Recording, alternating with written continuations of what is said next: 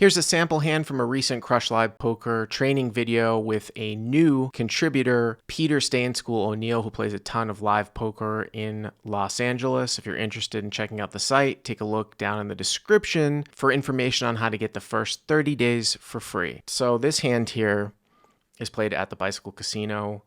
And it's quite common, unless things have changed, Pete, that, although I guess the bike has did they have a 3K cap on their 5-10 game now? Is that right? Yeah, so their 5-10 is 3K cap, although like lots of times they'll turn into 5-10, 20. It seems like Okay. that's kind of the regular thing players try to get going. Yeah, and I like 5-10, 20 a lot. It's something that we played at Hollywood Park during the day because it's sort of, usually it's uncapped and it's just a bigger game, but 5-10 people will play it. Rex will play it, but Rex would never dream of sitting in an LA 10-20 game, if you know what I mean. Yeah, I think this like bike normally opens like two or maybe gets 2 5-10 games a day, and I think almost always they end up 5-10, 20. So does that mean that they release the cap, or this is going to still 3K cap? No, that is one of the annoying things. Is they seem to be reasonably strict on keeping the 3K cap.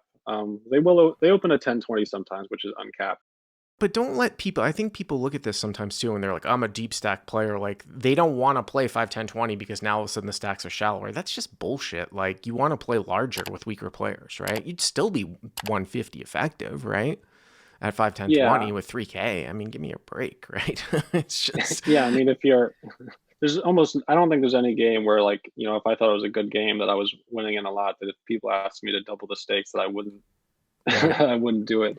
Yeah. So in this one, it gets folded to you. You got ace, king of diamonds. You start with 3,000 on the button and you make it 60. So you're going sort of that 3x. Now, remember too, there are 3 blinds.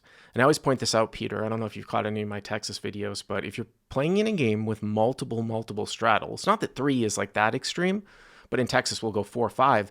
You do have to adjust preflop a little bit because there's more unknown hands, right? It's not. Now, you're in position here on the button, but I would still tend to say, especially when you get up to 4 straddles, that you have to adjust to the number of unknown hands. It's not necessarily a true button open range. I don't know if you ever thought about that. Yeah, I guess I haven't thought about that a ton, but yeah, it definitely does, make sense. And like some of those Texas games, I mean, you can be racing the button into like 6 unknown hands sometimes. Yeah, so. Absolutely. So this is interesting here. The small blind, oh, well, it's a rec. I was going to say small blind flat. Because I was going to say, usually you're going to play off of a pretty much a 3-bet or fold strategy. Do you ever have any flats in this scenario as a pro here? Probably not this deep, right? Probably not this shallow, I would assume. Never. I would never flat here versus, I don't think I would ever flat here unless it was like a good pro opened and there was like just whales behind in the blinds. That you wanted to bring in. Yeah, then I might flat there quite a bit. But like otherwise, I think I would almost always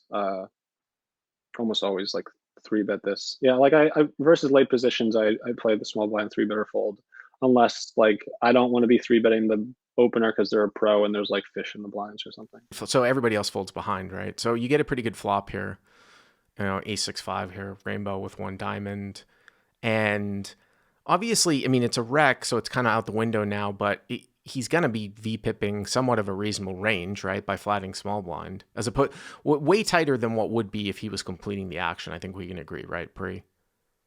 Yeah, definitely. Yeah. So this is a good board for you here. And I was going to say, I would kind of tend to take a larger sizing here, which is what you did. It's interesting, different from the first hand where you sort of bet 1/3. This is a little bit different, because I think that the 5 and the 6 aren't really going to be all that represented here, right? So there isn't a whole lot that's super light that he's going to call with, right? You just want to get max value here from ace-x. Is that Yeah, thinking? I mean, mostly this guy was just kind of a sticky guy, Yeah. and I thought that I could get some nice streets from ace-x or whatever. So I just wanted to start with a pretty big bet here. And by the way, it's not like if he flatted with 8s through kings here on the small blind, maybe not kings, but say 8s through jacks, I don't think he's folding to the sizing anyway. So you're getting your value now anyways, right? That's another thing. Yeah. I think a lot of those guys with those type of hands, they'll like call 1 street right. no matter what the size is. Like they'll call 40 or like 100. Right. Yeah. But if you do something tricky like check or bet small, then they're just out of the hand. You're just losing value, right? From the flop. Yeah. You're going to get more value on the flop. So you bet 110, and then something that I probably wouldn't expect all that much happens. He goes to 410 here. and which is a pretty large sizing, right? I mean, the things that sort of scream out if he is somewhat of a tight configuration on the small blind is, aces up. I wouldn't expect this that much from just the, real thick set, like on a super draw non-heavy board here. I guess maybe he could have some 5-6, but really he's just kind of repping aces up. Do you agree with that here? Yeah, it was definitely kind of surprising me he went this big, and Uh-huh. I was definitely kind of already a little worried Mm-hmm. facing this flop sizing. Although I definitely don't think we can fold. We get the backdoor diamond draw too, right? Yeah, Yeah. Counterfeit outs against ace five. You can improve. This would be a really really nitty fold just to fold here, because I mean, again, if we can take out the set, and it's just so rare to ever see somebody fast play a set like this, and then take out the fact that he has pocket aces, right? And hmm then I would say, again, going with the crush live poker thing, normally, and I don't know if you agree with this, Peter, and you can definitely disagree. I tend to think more sort of top pair protection type check raises are done on boards that aren't quite as high as ace high, because people need to protect, like with ace jack on a jack high board, as opposed to like ace queen ace jack on an ace high board. yeah, I definitely agree. Or like if someone's the type to do it on an ace high board, it's normally like with a draw, and it's Hmm. versus like a small bet or something, not like a bigger bet. Yeah. Um, yeah, I definitely agree that like if this was like Jack 6-5, I think you'd see a lot more raising with Hmm. from Jack X than like Ace X here. So obviously you're going to continue here, even though the guy did, use fairly large sizing. So you call, and now you can see the pot size is right under 1,000. Turn is a queen, and it looks like it puts out a backdoor club draw. So a couple of things going on here where, you know, some of the, if he did raise with ace queen now, there's less combos, but now you're beaten by that. What did you think about this card? I didn't love it when it first came out. I remember I was kind of starting to think that like if he just bombs this, maybe just like folding is reasonable. Because he like yeah, Ace Queen is like one of those hands that could maybe check raise on the flop, and now I'm losing to that too. So it's getting kind of hard to a club draw does come out on the turn, but I don't know if he's just going to have backdoor clubs too often. So if he decided to go huge here, I might have even considered folding. But he bet it was kind of weird. He bet 375, so smaller than the flop Yep. the flop raise. So that whole same bet concept or smaller, this is a huge, huge live sort of bet tell, right? I think, which is when somebody hmm goes the same size or smaller than their check raise. One other very, very subtle thing here to say is that if a large portion of his range is aces up on the flop, though, this is a better card for you, right, than like a deuce, because it gives you more outs. Yeah, that's a good point. Yeah. And it was yeah, it was kind of weird on this turn. To me, it seemed like yeah, a hand maybe like 6-5 made some sense. That maybe is a bit worried. Uh huh. Maybe a hand like Uh-huh. Ace 5, Ace 6 could be worried about Ace Queen. Or I thought like maybe he somehow has like he check raised flop with an ace and now has like Ace X of clubs somehow, and he like wants to bet turn to set his price or something. I was a little bit confused on the turn, but I about what he had, but versus such a small size again. Like you said, with a little bit of extra counterfeit outs, I don't think I can fold. Yeah, I would also be excited by the sizing to call, and then if the river bricked, not even pairing the board and they checked, I would go for full value. The other thing here that I was going to say too is, if he did check the turn, would you have bet?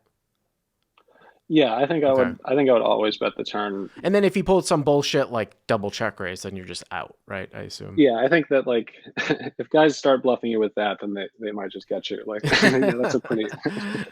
So obviously you're going to continue across here with a call, and you can see the pot 17-15, and Peter's got just about over a pot size bet left. And the river is a 6, which is interesting in the sense that it counterfeits ace 5. It gives less combos of pocket sixes, right? Less combos of ace 6. And also, this is one where you got to get into real good hand rating too. You look at the suit distribution of your hand. You've got ace king of diamonds, and look at the suits that are out on the board, and then you can figure out how many combos of ace 6 suited are left, right? So you've got an ace of diamonds, the ace of spades is out there, and the 6 of clubs is out there too. So there's only one, right? If I'm looking at this correctly, which is ace 6 of hearts, whereas there can be two And there sometimes can also be 0, Peter, depending on the distribution. So this one's kind of in the middle. The 6 of six of hearts. diamonds, that would have been impossible. Yeah, or the six of hearts. Yeah, sorry. Yeah, 6 of hearts. Yeah. So yeah, so villain ended up checking the river, Oh, that's great. um, Okay. which I was happy to see. Of course, it would have been a bit weird if he had bet, just because he, yeah, like the value has decreased a decent amount. Uh-huh. So I maybe would have got a bit suspicious versus a bet, depending on the Mhm. size and stuff. But he did check. Before you say what you did, for the most part, too, you won't see, especially rec players, guys who are going to flat out of the small blind in this configuration, be tricky enough to like have like quad sixes here and check. They're just going to continue to bet. Would you agree with that for the most part? Yeah, I think usually. I mean, there's like certain player types that just love to trap. It's their it's their favorite thing. But I think most people will just, because I think most people are just worried you have an ace that might That check might back. check So I back think, because a lot of other yeah, people will do that. Or ace six is sort of in the same category. But I would say that once he checks here, you got to love it, right?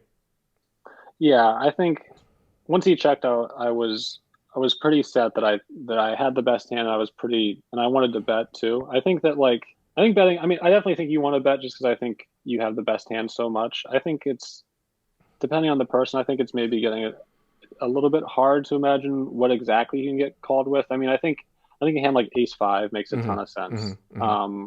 That was like when I did end up betting. So when I bet, I decided I think Ace Five was like one of the main targets, Uh-huh. and then just a hand like just like Ace Jack or Ace Ten that raised flop for some reason. And if that maybe that hand has clubs and that's why it bet turn, or it's just something like that. I think that my overall thought in this river was just like, I think I'm just good here so much, and I think he can have some ace X to call me. So I think I should go for a bet. I ended up going pretty small. I'd actually be curious to hear your thoughts on what you think the best size is. I went 425, so pretty small.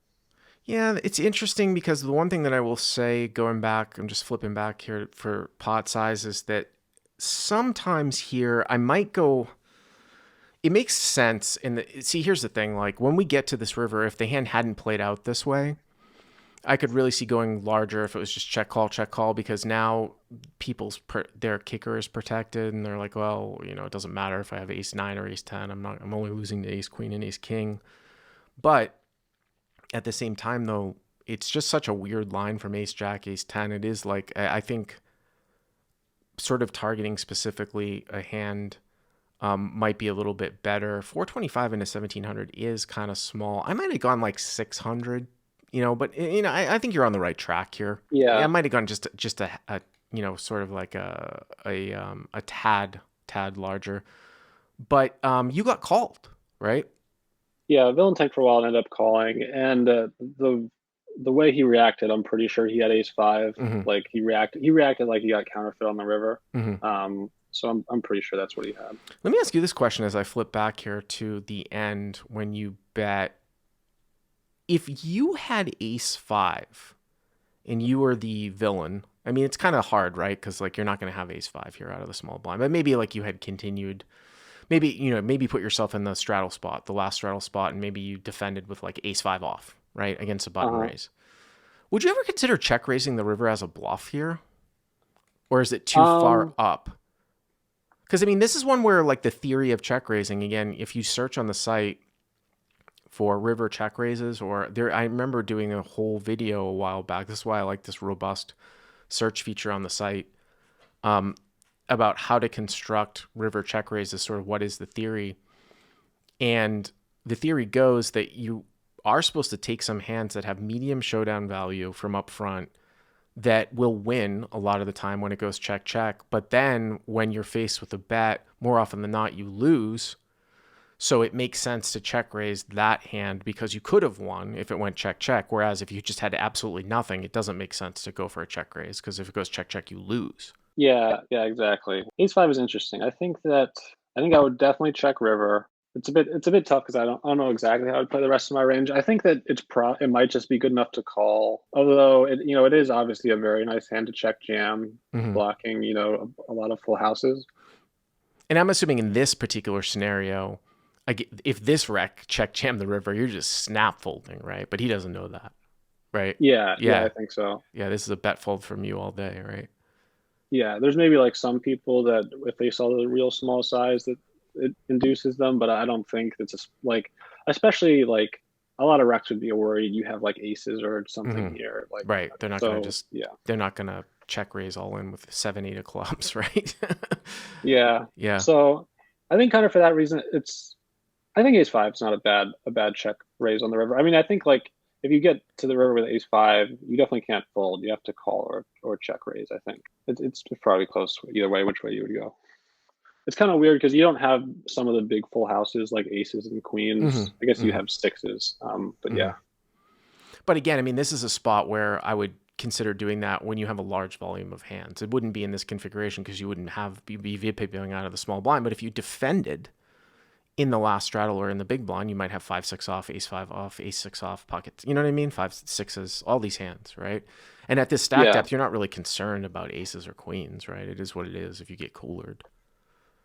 Yeah, I think especially like the way this line goes, like when you're kind of repping two pair in sets, and then like one of the lower cards pairs on the river, it kind of sucks for you because a lot of your value got decreased. So I think like, and also some hands got counterfeit. So I think like doing a lot of checking on the river would make sense in general, and then doing some check raising. And yeah, ace five would be a very nice hand to check raise. I mean, maybe you could think of some other weird hand, like maybe you have like 5x of like 5-4 of clubs somehow or whatever, or like something like that. I don't know, but I think and you could ace five, and by the way, if you did complete with some of these real thick value hands from the straddle against a reg on the button, like if you picture playing against yourself, it could be viable to take some of those thick hands for a check jam at the end for value, quad sixes, 5-6, ace 6, right?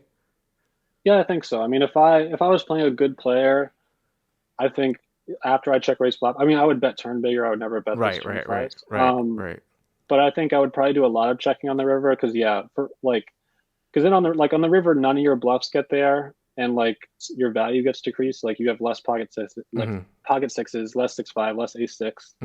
So I think doing a lot of checking on the river is probably good, and then doing some check raising. And yeah, I would check jam any full house, I think. And also too, like if you're constructing against a good reg, if a good reg happens to not have an ace here, where like they had called the flop with a straight draw that sort of like picked up backdoor clubs or something like that, right? Or maybe they just didn't believe you on the flop and called with like, king jack of clubs, king 10 of clubs, something like that. They're left with nothing, and they probably would bluff at the end if you took that line and checked at the end. 7-8 of clubs, 8-9 of clubs. Yeah, and he could have maybe some hands like even like king 10, king jack of clubs, like floated flop or something. Right. So yeah, I mean, I think, and particularly ace five is nice to bluff call or check raise because it unblocks all those draws because both cards are on the board.